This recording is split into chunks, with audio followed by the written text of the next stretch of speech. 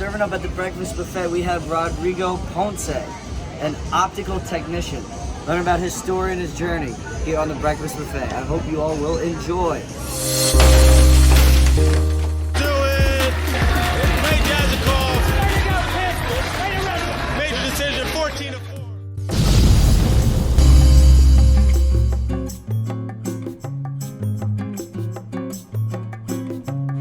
What's up, guys? The first ever beach breakfast buffet podcast with a special guest, Rodrigo Ponce. Thanks for having me, my man. Not too An much. optical, you're an optical Technician.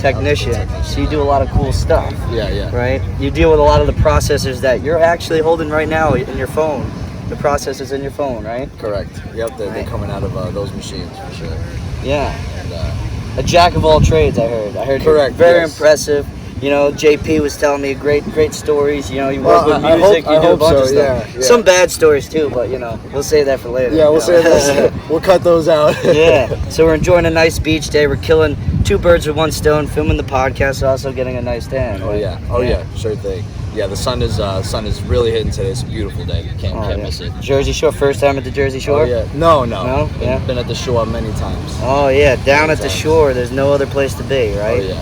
So how'd you get started in being this optical technician? I'll say this much: I got lucky. Yeah. So with a lot of things in my life, I get pretty lucky. I just I went in for the interview and I had no merit. I didn't know anything about it going into it, and just had to really nailed the interview. You know what I'm saying? And I got lucky. They put me in, and then I started learning. I started training on all what's been going on in the building and whatnot. And I just fortunate, and so yeah, that's how basically I got into it. Did you go to So school glad. for it? Is that something you study? No. I originally went to school to study psychology. Right. And, Where'd you go to school? Westchester Community College. Okay. Yeah. So you went for psychology. It's funny, a lot of people that study psychology, they don't really go, they're not a psychologist after, right? They do other things. Yeah, it's it wasn't, the thing about college that a lot of people don't talk about is that it takes a while for it to show your potential. Right. It's a minimum of 4 years before you could really show anything. And some courses, yes, there are domains in your life where you do have to take the training, like to become a doctor. I don't want somebody. I think what college really prepares people for is applying, right? You learn something in class and then you apply it with a test, right? Right. That's exactly how work is, right? You probably had no idea what to do anything until you started your work, and it was on the job training essentially, right? Exactly. Yeah, but I was able to show the potential, right from the get-go. I could really being coachable, knowing that you could apply tools that you're learning. Correct. Right. Correct. So what goes into it? What is your day to day? You said your number one like company that you work with is Samsung, right? Right. I mean, there's a lot of other leading companies like Intel and basically any company that's in the manufacturing process of processors, really. They just buy our machines and they do whatever they want with them, basically. The day to day, I handle all the optical lenses that go into the machines. Right. Because the way the machines work is, it's using ultraviolet light, and so we use the lenses to change up the wavelengths of the lights and whatnot. It's a lot of technical stuff that I still don't even I still don't even know. There's a lot of technical stuff. Yeah, but it's cool. It's cool to see though. Right. And you said you worked on the telescope that's in outer space right now, right? Well, I didn't work on it because it was before I was even born. But it's a cool thing to note that I do work down the hall, basically, from where they coated the lens for the Hubble telescope. I mean, the whole area, they had to, all of Wilton, they had to, they had to rework the streets of Wilton because of the size of the telescope. You had to maneuver this through the streets. Big thing, this thing's giant. Right? Exactly. So it's really interesting to work down the hall from that place, especially after just getting in there by a stroke of luck. So it's really cool. You've been there for how long now? 2 years now. 2 years. 2 years. Yeah. That's good. So it was just stroke of luck. How'd you find out So, my cousin got in there years ago. But he was in a different department from where I work in, and the company's so big that it's how can I say it was expanding. Yeah. It was very expansive. Right. Very expansive, I should say. Right. And anyways, yeah, he's in there, and he he's like, hey, there might be an opening here, yada yada. So I tried it, and because he has way more merit than I do. Right. Again, just stroke of luck. I just threw my name in there, like what I was saying before, and Threw your name in the hat, and they picked it. Yeah, I got real lucky with it. So yeah. So what? You also do a lot of other things too, right? I try to keep myself busy. I try to keep myself busy. You know, it's one thing. Yeah, you always have to have a career aspect, and then Side hustle. right, and then you have your side hustles. Correct. So it's What other things you got going on? well, just recently I filled out I created it's now legal. It's a legal business now. Becoming a jeweler. I'm gonna release my own watch brand. That's pretty cool. Yeah, I'm gonna start getting into the jewelry. I don't business. usually wear watches or any jewelry, so maybe I might wear yours, my man. Yeah. Help rep them out. Nice, nice. Yeah. Appreciate that. That I was always into audio production, film production. Yeah, I mean, you name it, I probably do. Audio. So what went into that? I mean, I try to have some good production with this podcast. Clearly, it's just filming on my iPhone. Well, what they don't tell you is like this all you need, man. That's all you need, right? You don't have to overcomplicate it, right? Exactly. I mean, the way I remember when I was a kid, first thing that I got into was I had a laptop. And my brother, I think the Christmas before, he had gotten Rock Band. Right. You know? And in Rock Band, they have a microphone that you plug in through USB. And I'm like, wait a minute, I was a little kid, I see the USB input through the laptop, and I'm like, I think the microphone will plug into this, you know? And I plugged in the microphone, and boom, there goes the first studio. There you go, the first studio, right? First Figuring it studio. out, right? So we all start from somewhere, and so that's all you need. That's my point. All you need is the iPhone. What you need is the essence. If it works, it works. And personalities, I like to say I kind of have a good personality. Not really. Oh yeah, you have to have something It depends. interesting behind the lens. That's for sure. So so the jewelry, that's pretty interesting. What goes into that? How do you even start a jeweling business, or is that how you say it? Jeweler business? Yeah, jewelry business? Yeah, there's a bunch of different names for it. But that's what you want to do full time eventually, right? I think so. It's like I said before, you kind of just have to always keep the wheels. Yeah. So I was always fascinated by watches. I just love timepieces, and I have there's such intricate works of art, right? And some keep on ticking, eternal clocks, right? Exactly. And I just found that so interesting. But to get into it, to raise the capital right now, I'm just like, hey, you know what? Let's go into the jewelry business, just all out.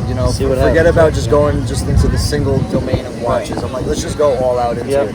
And I don't really know much about it. It's just how I am. I'm just like, you know what? Let's just go in full force, right? Yeah, let's just do it. Like Joe DeSena says, fire, ready, aim. Exactly. Yeah, with life, you just got to do things. Right. We're young. You just got to do it. Do it. And that multiple stream of incomes. That's something that my professors used to always talk about at NYU. Correct. Multiple streams of income. It seems like you got everything coming different directions. Yes. You always have to. You got to have your investments in real estate, your investments in the markets. You have to invest in side hustles, and then you have to have your career income, and then invest in yourself, invest in yourself, dress all nice. What a lot of people don't realize is that there's so many ways you can really invest in yourself. Marketing, right? Exactly. Marketing is probably so very many different important. ways. So many different ways. What are some things you're doing to market your new business? Well, I'm not marketing it yet. It's not officially open right? yet? Because like I said, I created the legal business, man. Right. So now the LLC and everything. Exactly. So now what I could do is that allows me to spend my funds while also benefiting from the tax dollars at the end of the year. So now I'm with that. Like that happened last week. So you literally just got the LLC. So you're catching me right at the start. Right at the start. This is the start of it, the growth of it. Oh yeah. Exactly. So what went into that? How long did it take to get your LLC? You talked to a lawyer? About a week. I got lucky because my stepmom she works in the tax business. Right. So I'm able to put my forms in there and get a good head start on that. So could you do it online? So say that someone wants to start an LLC. Is it easy enough where you can go online? There are ways of getting it done online, but the issue is if you're ever going to do anything tax related, you have to do it in person. Because if you don't do it in person, you will not benefit long term, right? Any website will tell you, right? Oh, you'll save this X amount of money, exactly, right? they'll say, hey, you'll save $500. Right. And somebody's like, oh my God, I got $500. That's fantastic. But if you do it in person, the person can see the little idiosyncratic things that you deal with on a regular basis. Because the computer doesn't see that you have a kid with special needs, or that you have 2 kids. You can input the number, but everybody's life is so different that you can't quantify through a computer screen. If you go in person, all your tax businesses and everything will be handled properly, and you get to know them. You build a relationship with someone. You build a relationship. You save long-term money, and it's and they have records of what you did previously, right? Exactly. Yeah. It's very important to do it in person. Do it in person. Find a good account. Yes. It's worth it. It's very worth it. So human interactions they can be complex. They can be, but we don't have to make them. But the beauty of them is that how can I say, in trying to figure out, for example, like we were just talking about we like learning about what other people do in different careers, and figuring out what you want to do, right? It's a big step, especially after college and other stuff. It's a big step, and so it took someone to talk to me and give me inspiration, like you said, human interaction. Yeah, it's because molding those two ideas together, what you see is a lot of human potential, and human potential is one of the greatest things that you could ever conceptualize. I mean, everything that is created around you is man-made. Houses, buildings, the markets, government. Everything right now. I mean, look. It's man-made, so except for the beach and the ocean. Right. No, but even the beach is man-made. Sometimes they expand the beach. The point they put the dunes on there. So the point is to not be intimidated by anything. Right. If you really feel the need, like you need to do something, then do it. Because somebody did stuff. It's that simple. And asking for help, and asking for, that's the biggest thing with the podcast is learning other people's careers and what they do and how they got there. Exactly. So if someone wanted to go into what you're doing or interested in anything in music or anything. Human interaction is a productive network. Right. If you had to really bring it down to its essence, it could be a productive network. Because you get a first-hand kind of account of it. Because, you read stuff online like, how to be an accountant. Like, you can read about it, what you have to do, but it's not as good as you're talking to an accountant and they actually tell you what they do. It's even better being the accountant even when you don't know what you're doing, because the experience is what really matters. And having somebody like that over your shoulder and who can tell you, direct you, blah, blah, blah. It's all, what the thing is human productivity consists of a lot of variables. Right. And the human networking is one aspect, the experience is another aspect. But first and foremost, the need to even go and do out those first two things is the more important one. Because if you're not leaving your house, then you're not seeing that accountant or even getting on the desk or whatever. So you think too much stuff is virtual and digital now? Well, I mean, everything has to be virtual now, technically. But you think too much stuff is going on the computer, right? Well, the presupposition of saying it's too much can be a loaded question in and of itself. Is there a lot of digital interactions? Yes. Can it be bad? Yes. But is it too much? We don't know yet. It's brand new. I mean, it's only been maybe 40, 50 years of solid technology, that we've been using in terms of social networking. So we'll have to see how this stuff plays out. I mean, humans have been around for hundreds, thousands of years plus, so something that's been around for only 50 years. Yeah, very small percentage. Exactly. Yeah. You don't see it. Everything that we have right now is so progressive.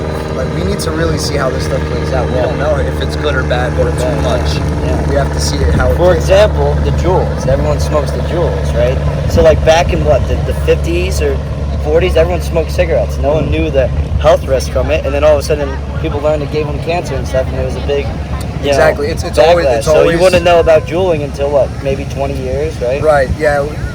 It's the same. It's the same shit, different toilet, really. Right. That's how it is. That's a good term. It goes with everything in your life. It's just experience. Yeah. See how it plays out. Yeah. And see what the results are. And you don't know. It's the best part about having 8 billion people in the world is that you don't have to do the thing by yourself. So if you want to know if juuling's bad, let other people do it. Let other people do it. And then it's like, okay, that's pretty bad, Oh, so man. Anyway, yeah, that was a digression. I think going back to the human interactions and seeing what people are really capable of, it's really cool. It's really cool. So yeah, doing a podcast. What else? What was the audio? What was some audio stuff you were doing? So you were working. You were setting up some wrestling shows, and were you setting up concerts too? No.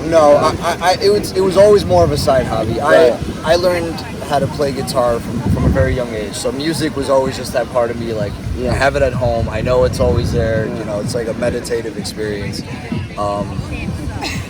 Even if you're going out to a party, you know, somebody has a guitar out. Exactly. The center of the party. Exactly, I always wish I could do that. It's the best. It's you know, music is such a good time.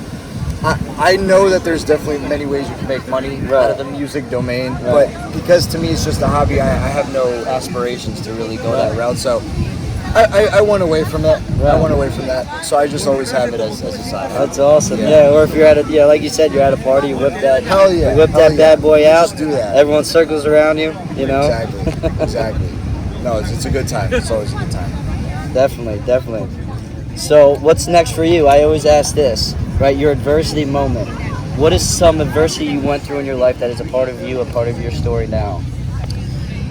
Well, there's a lot. There's quite a lot. If I had to say the more recent, bigger turning point, it's just it's a lot of early 20s moments. You know, it's like you're switching from the quarter-century, quarter life crisis. Because growing up in America, you know, you really don't realize how spoiled you are. You were born in?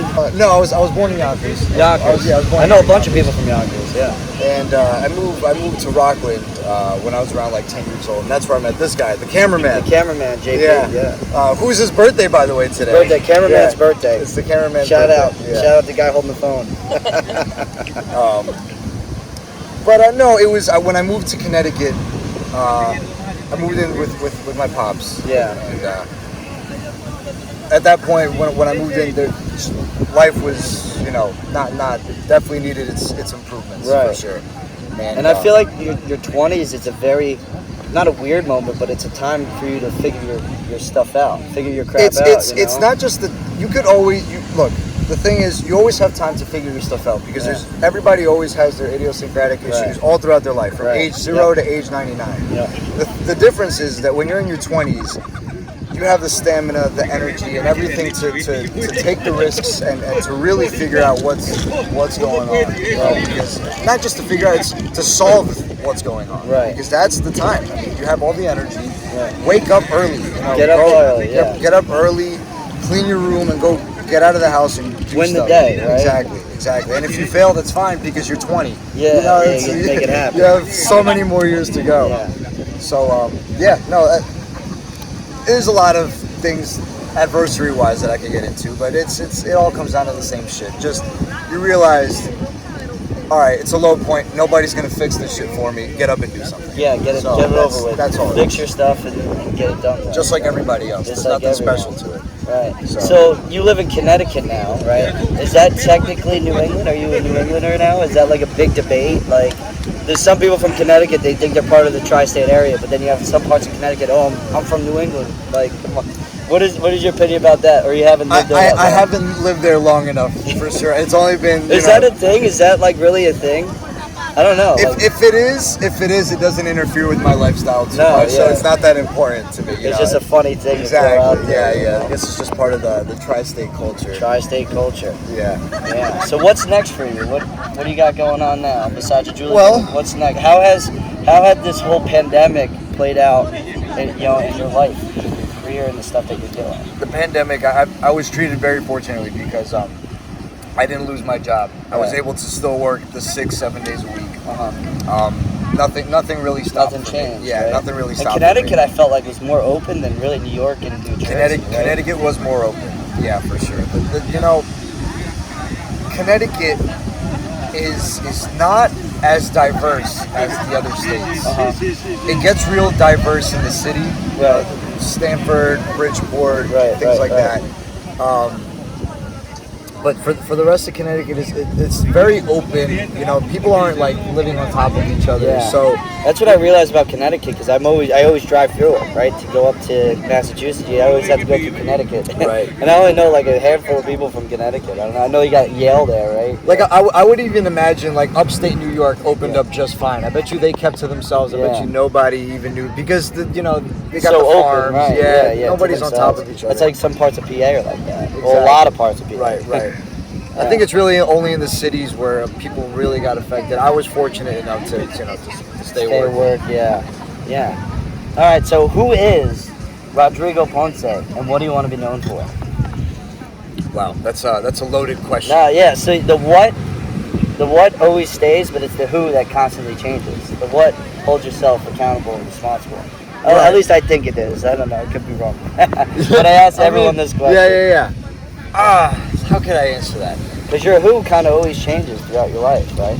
Right, and that's kind of what I was pointing at before. You know, it's you always have something to figure out about yourself for sure.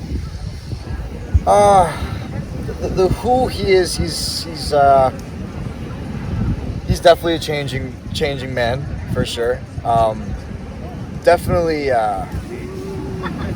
Yeah, it's a loaded question. I have no idea. It throws a lot of people off. You know, he came up to me. He's like, "Dude, you want to do a podcast?" I'm like, "Fuck yeah, let's do it." You know, this was like what 40 minutes ago. 40 minutes ago. So yeah, we didn't. I have no script. No plan. Hey, Yeah. we're just going right That's off the cuff. like what I said So it's before. like, hey, we're at the beach. You do something really cool. Let's Just do it. talk about it. Just do it, man. Yeah. I don't know, man. It's just Someone that's all about it, right? yeah, That's just it. you know, half of it is going with the flow, because if you're constantly going against a flow, Yeah. you tire yourself out too Right. quickly. You have to balance the going with the flow and figuring out your own thing. So yeah, just go with the flow, and Someone that goes with the flow. it's hard to answer that question. It is. For sure. It's It's a all right. loaded question. It's a very loaded question. Yeah, All right, my man. I Yeah. hope you're enjoying the nice beach day. for sure. Great Definitely. beach day here at the Jersey Shore. It's Labor Day, but we still work and we still hustling. Thanks, Still buddy. I hustling, appreciate man. your Thanks time. for having me Thank as you. always. Good. How long? Great